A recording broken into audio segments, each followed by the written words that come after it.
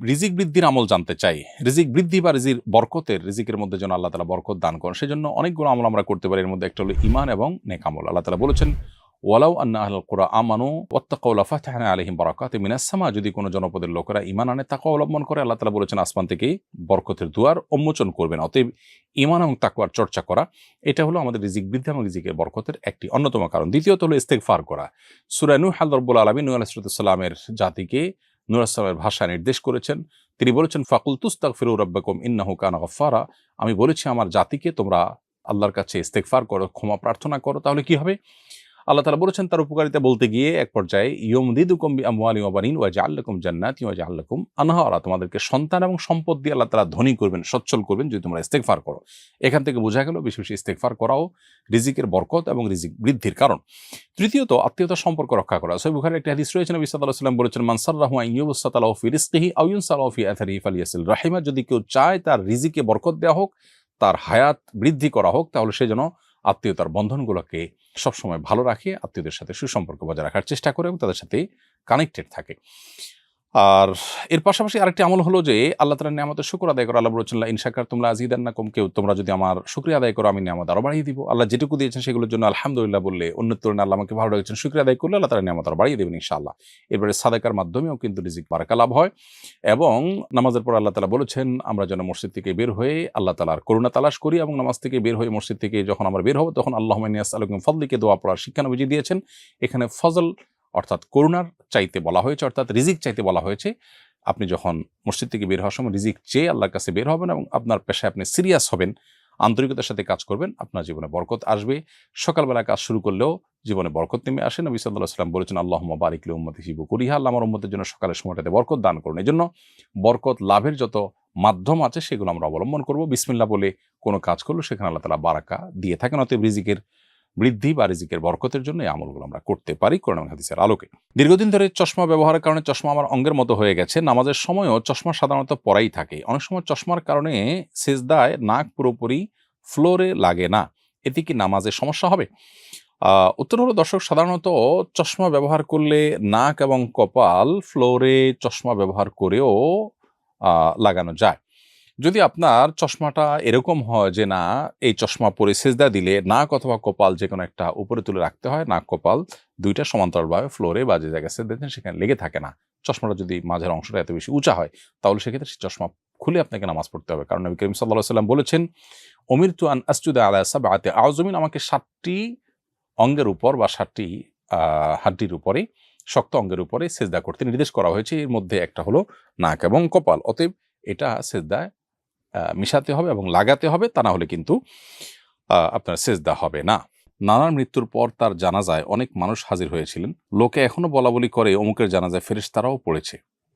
আমার জানার বিষয় হলো, কোনো মানুষের জানাজা কি ফেরেশতারা পড়ে? আর জানাজা লোক বেশি হওয়া কি লোকটি জান্নাতি হওয়ার আলামত? প্রিয় দর্শক, আপনার প্রশ্নের উত্তর হলো, জানাজায় ফেরেশতারাও কখনো কখনো উপস্থিত হয়। এটি প্রিয় নবী সাল্লাল্লাহু আলাইহি ওয়াসাল্লাম থেকে একটি হাদিস বর্ণিত হয়েছে। যে হাদিসটি সূরা নাসাইতে বর্ণিত হয়েছে, সেই হাদিসের আলোকে বোঝা যায় এবং প্রমাণিত হয়। হাদিসটি সাহাবা রাদিয়াল্লাহু আনহু বর্ণনা করেছেন যে নবী করিম সাল্লাল্লাহু আলাইহি ওয়াসাল্লাম একটি জানাজায় যাওয়ার সময় তাকে যখন বাহনে চড়তে বলা হলো, তিনি অস্বীকার করলেন এবং জানাজা পড়ে ফেরার সময় তিনি বাহনে ঠিকই চড়লেন। যখন তাকে জিজ্ঞাসা করা হলো যে আপনি প্রথমে বাহনে কেন চড়তে চাননি, তিনি তখন বললেন, এই জানাজা বিপুল পরিমাণ ফেরেশতারা উপস্থিত হয়েছেন এবং সমস্ত শূন্য জায়গাগুলো ফেরেশতায় পরিপূর্ণ ছিল, এজন্য আমি বাহনে চড়তে চাইনি। এ হাদিস থেকে পরিষ্কারভাবে বোঝা গেল যে জানাজায় ফেরেশতা উপস্থিত হতে পারে। মানুষের জানাজায় ফেরেশতা উপস্থিত হওয়াটা এটি অস্বাভাবিক কোনো বিষয় নয়। তবে প্রত্যেক মুসলমানের জানাজাতেই যে ফেরেশতারা উপস্থিত হয় এমনটি কিন্তু হাদিস থেকে বোঝা যায় না। এখান থেকে একটি বিশেষ ঘটনায় বোঝা যায়। অতএব বিশেষ কোনো ব্যক্তির ক্ষেত্রে তার মর্যাদা, আল্লাহর কাছে তার সম্মানের খাতিরে ফেরেশতারা তার জানাজায় শামিল হতে পারেন।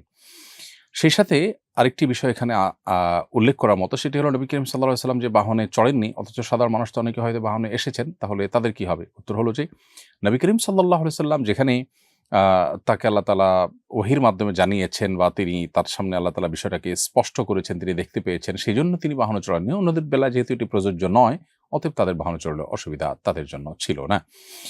আর এই হাদিসের আলোকে বোঝা গেল যে আপনার নানার জানাজায় বিপুল পরিমাণ মানুষ হলে সেখানে কিছু ফেরেশতাও থেকে থাকতে পারেন। ফেরেশতা জানাজা উপস্থিত হলে তার দুটি রূপ হতে পারে। একটি হলো ফেরেশতাকে আল্লাহ রাব্বুল আলামিন জিনের মতো যেকোনো আকৃতি ধারণ করবার ক্ষমতা দিয়েছেন। ইসলামী আকীদা অনুযায়ী ফেরেশতারা যেকোনো আকৃতি ধারণ করতে পারেন। সেই হিসাবে তারা মানুষের আকৃতি ধারণ করে উপস্থিত হতে পারেন। আবার তারা বাতাসের সাথে মিশে যেতে পারেন, মানুষের চোখের আলোয় অদৃশ্য থাকতে পারেন জিনের মতো, যে তাদের উপস্থিতি মানুষ টের পাবে না। অতএব সেভাবেও তারা উপস্থিত হতে পারেন। ২ ভাবেই উপস্থিত হওয়ার সম্ভাবনা রয়েছে। আপনার নানার জানাজায় বিপুল পরিমাণ যে মানুষ হয়েছে তা হতে পারে। তারা সবাই সাধারণ মানুষ। কাকতালীয়ভাবে এটা হতে পারে। আবার আল্লাহর কাছে প্রিয় বান্দা হওয়ার কারণে বা মানুষের কাছে প্রিয় হওয়ার কারণে বেশি মানুষ উপস্থিত হয়ে থাকতে পারেন। আবার এর মধ্যে কিছু লোক ফেরেশতা থাকলেও থাকতে পারেন। বাকি এর কোনটিকে আসলে হলফ করে বলা কঠিন যে এখানে ফেরেশতারাই জানাজা পড়েছে এমনটি নিশ্চিত করে বলা মুশকিল। তবে জানাজায় মানুষ বেশি হলে এটি জান্নাতি হওয়ার আলামত এভাবে হাদিসে না আসলেও তবে এটি ভালো লক্ষণ হিসেবে হাদিসে উল্লেখ হয়েছে, যেটি মুসনাদ আহমদে বর্ণিত হয়েছে। আম্মা জানা আয়েশা রাদিয়াল্লাহু তাআলা বর্ণনা করেছেন যে নবী করিম সাল্লাল্লাহু আলাইহি ওয়াসাল্লাম ইরশাদ করেছেন, মা মিন মাইয়িতিন ইউসাল্লা আলাইহি উম্মাতুম মিনান নাস। কোন মানুষের জানাজা যদি অনেক মানুষ পড়ে, সে যুগে ১০০ মানুষ উপস্থিত হওয়াটা অনেক বিরল ব্যাপার ছিল। কারণ ১০০ মানুষের সমাগমটাও একটা এলাকাতে, একটা জনপদে অনেক বড় বিষয় ছিল। তো সেই ফিগারটা উল্লেখ করে আয়েশা বর্ণিত হাদিস নবী সাল্লাল্লাহু আলাইহি ওয়াসাল্লাম বলেছেন যে এরকম অনেক মানুষ উপস্থিত হয়ে ১০০ মানুষ উপস্থিত হয়ে যদি তার জন্য সুপারিশ করে, তাদের সুপারিশ গ্রহণ করা হয়। তার মানে বেশি মানুষ মুসলমানদের জানাজাতে শামিল হলে কোনো ব্যক্তির, সেটি তার পক্ষে আল্লাহ তাআলার দরবারে যে সুপারিশ করা হয় সেটি কবুল হওয়ার লক্ষণ বা আলামত। এটি সৌভাগ্যবান মানুষের একটি চিহ্ন বলা যেতে পারে। তবে চিহ্ন বা আলামত দিয়েই সবসময় মানুষের চূড়ান্ত ফয়সালা করা যায় না। আমরা শুধুমাত্র সুধারণা করতে পারি। এরপরে প্রশ্ন হলো, মোজার উপরে মাসা করার বিধান জানতে চাই। কি ধরনের মোজার উপরে মাসা করা যাবে? একবার মোজা পরে কতদিন মাসা করা যাবে? এর উত্তর হলো যে মোজার উপরে মাসা করার এই বিধানটি আহলে সুন্নাত জামাতের একটি আলামত। যারা জান্নাতের পথযাত্রী এবং নবী সাল্লাল্লাহু আলাইহি ওয়াসাল্লামের ভাষায় যারা হকপন্থী এবং নবী সাল্লাল্লাহু আলাইহি ওয়াসাল্লামের ভাষায় যারা সাহায্যপ্রাপ্ত দল এবং যারা ফিরকায়ে নাজিয়াহ বা আখিরাতে মুক্তি পাবে, সেই মানুষগুলোর বৈশিষ্ট্য হলো তারা আহলুস সুন্নাহ ওয়াল জামাআহ, সুন্নাতে রাসূলের অনুসারী এবং সাহাবায়ে কেরামের জামাতের অনুসারী। তাদের একটা বৈশিষ্ট্য হলো তারা মুজার উপরে মাসা করাকে জায়েজ মনে করে।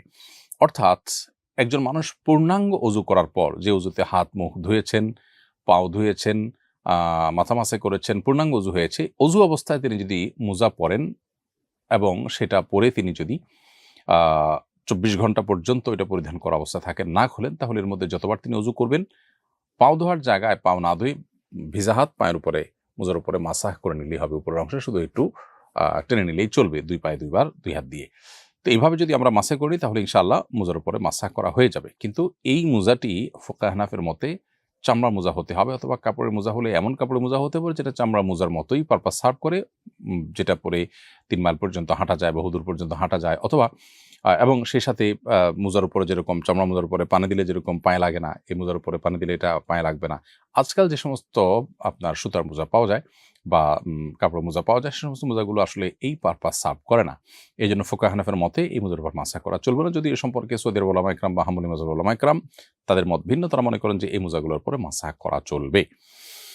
আর মাসাটা আমরা যখন নিজ ঠিকানায় থাকবো তখন ২৪ ঘন্টা পর্যন্ত আমরা মাসা করতে পারবো। আর যদি সফরে থাকি তাহলে ৩ দিন ৩ রাত পর্যন্ত মাসা করা যাবে, এবং এটা শীত গরম সব মৌসুমে করা যাবে, এবং মাসা করার কারণে কোনো সওয়াবের কমতি হবে না। অতএব পবিত্র অবস্থায় মোজা পরার পর আমরা এই মাসা করার সুবিধাটা পাবো, এবং এটার মেয়াদ শেষ হয়ে গেলে আবার মোজা খুলে পূর্ণাঙ্গ উজু করে আবার আমরা চাইলে মোজা পরে তার উপরে যতবার উজু করবো মাসা করে নিলে চলবে পায়ে ধোয়ার পরিবর্তে। আস-সুন্নাহ ফাউন্ডেশন, উম্মার স্বার্থে সুন্নাহর সাথে।